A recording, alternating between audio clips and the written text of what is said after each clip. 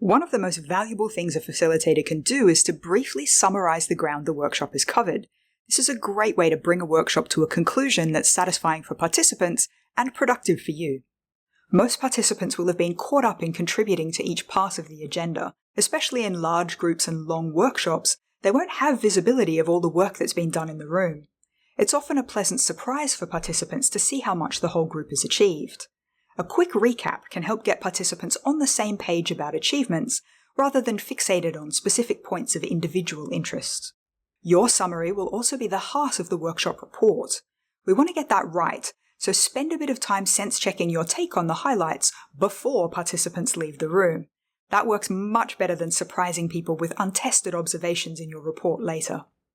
Have a plan for how long you'll spend summarizing and how to structure that summary.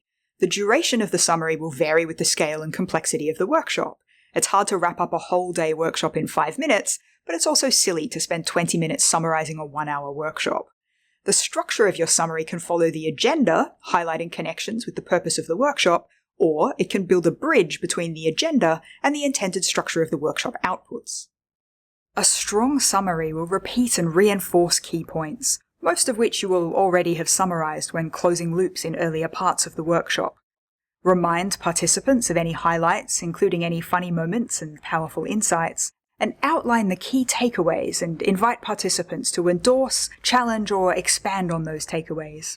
You can do this by invitation to the whole room, but if you're short on time or have many participants, it might be more efficient to ask the client or one or two of the most senior participants if there's anything they want to add or amend.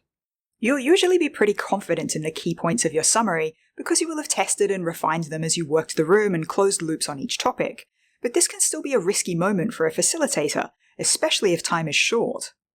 Summarizing is about building a sense of consensus around the workshop's key themes and achievements, and that the workshop can now conclude. But some participants may want to open or reopen a can of worms right when you're trying to build consensus.